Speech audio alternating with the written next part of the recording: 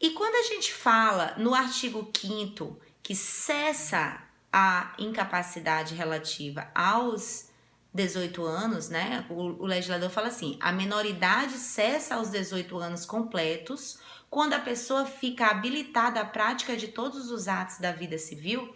É exatamente quando ele fala a partir de quando que você vai ser considerado absolutamente capaz. E é a partir dos 18 anos. Contudo, existe um instituto, tá? Existe um instituto que antecipa os efeitos da maioridade civil. Como é o nome desse instituto? Emancipação. A emancipação, ela antecipa os efeitos da maioridade civil, mas ela também possui algumas características e algumas condições. As características da emancipação é que ela é irretratável, irrevogável e definitiva, ou seja, uma vez emancipado, para sempre emancipado. E as condições, elas estão todas previstas no parágrafo único do artigo 5º, em um rol taxativo, ou seja, somente aquelas hipóteses previstas pelo parágrafo único do artigo 5º poderão antecipar os efeitos da maioridade civil através da emancipação.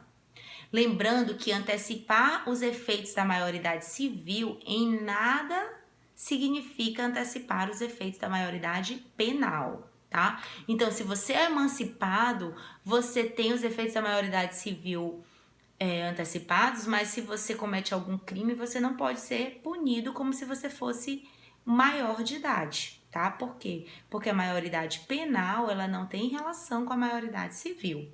Assim também, não é o fato de você antecipar os efeitos da maioridade civil que você vai ultrapassar os requisitos legais atinentes a uma idade determinada.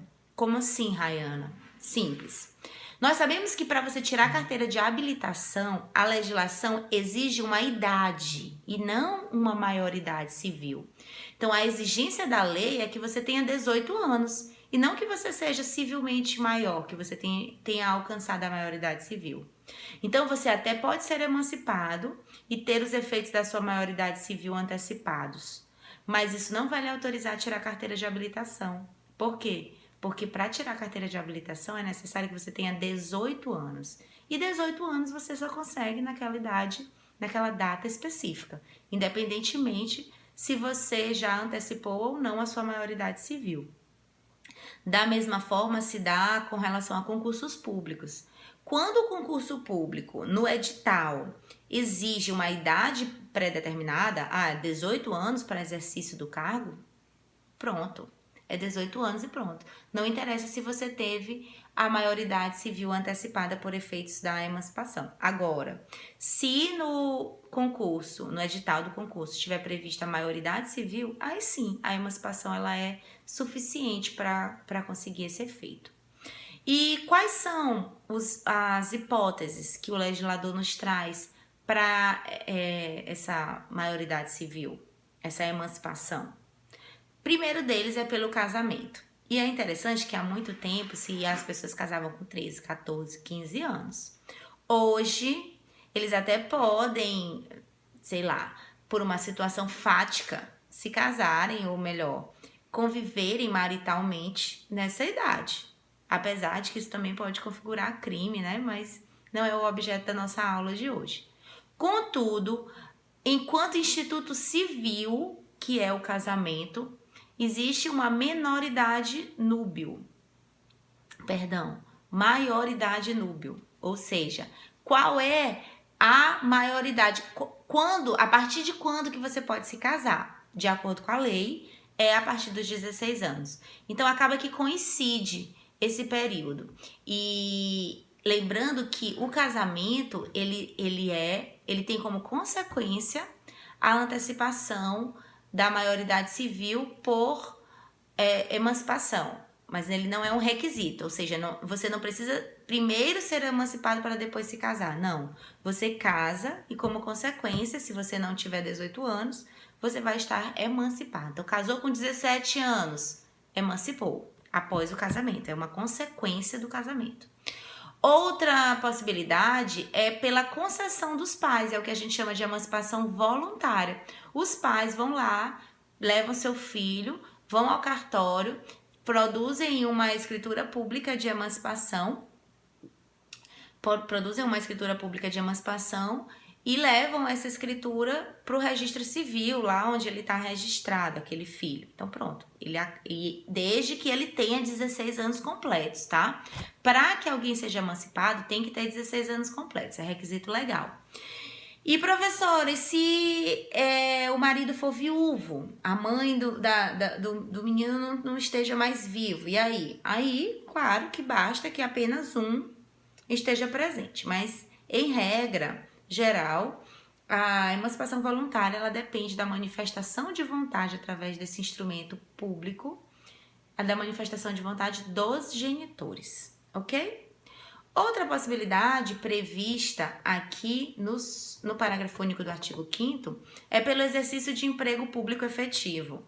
Ah, professora, mas como que alguém vai ser concursado, tomou posse, está exercendo o cargo para o qual ele foi aprovado com menos de 18 anos? Eu não sei como, não sei se vai ter um edital que permita isso, mas se permitir, a pessoa passou com 17 anos no concurso, foi aprovado, empossado, está exercendo, já está emancipado. Da mesma forma, pela colação de grau em curso de ensino superior. Se a pessoa colar grau no curso de Direito, importante, tá, gente? É de ensino superior e a instituição, ela precisa ser reconhecida pelo MEC. Então, não é qualquer faculdade de porta de rua que abriu ontem e tá aceitando as pessoas de qualquer jeito. O MEC não tá sabendo. Colei grau nessa faculdade antes de eu completar 18 anos. Não. Mas se isso acontecer de alguém, por algum motivo, conseguir colar grau em uma instituição devidamente regularizada junto ao MEC, instituição de ensino superior, é consequência dessa colação de grau a emancipação dessa pessoa. Pelo estabelecimento civil ou comercial ou pela existência de relação de emprego, desde que em função deles o menor com 16 anos completos tenha economia própria. Então, assim, estabelecimento civil ou comercial. Hoje a gente vê aí essa onda de youtubers que movimentam muitos recursos com menos de 18 anos. Então, conseguiu economia própria, tem um estabelecimento civil ou comercial com menos de 18 anos, dessa atividade, desse emprego, ou desse estabelecimento civil ou comercial, essa pessoa consegue uma economia própria, então, ok, ele já é emancipado de acordo com o artigo 5º, parágrafo único do Código Civil, certo? Agora sim, professor, ele não tem a mínima chance de uma pessoa que foi emancipado voltar atrás, deixar de ser emancipado? Olha, como eu falei para vocês no início, uma das características da emancipação é que ela é definitiva, irretratável e irrevogável. Mas existe uma possibilidade, e aí a gente já começa a entender a lógica do Código Civil, que é uma lógica de proteção à liberdade no ato de manifestar a vontade. E quando essa manifestação de vontade ela não for livre, pode ser, a gente pode falar em modificação dos efeitos da emancipação. Por exemplo, digamos que uma pessoa que acabou de completar 16 anos foi obrigada a casar com outra pessoa. A gente sabe que isso acontece, né? Isso não é o ideal e nem acontece mais com tanta frequência, mas ainda acontece. E aí essa pessoa, ela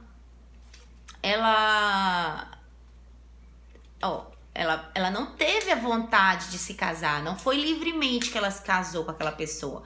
Então não é justo que ela acabe tendo que arcar com as consequências do casamento se esse casamento não foi da vontade dela, concordam? Então nesse caso de vício de consentimento, é possível revogar os efeitos da emancipação, tá? Por conta do casamento. É muito interessante, eu adoro estudar a forma como a nossa legislação civilista trata a liberdade. Nós vamos, quando vocês estiverem estudando negócios jurídicos, nós vamos ver que as formas de relativizar os efeitos dos negócios jurídicos é quando a autonomia da vontade ela é prejudicada de alguma forma. Ok?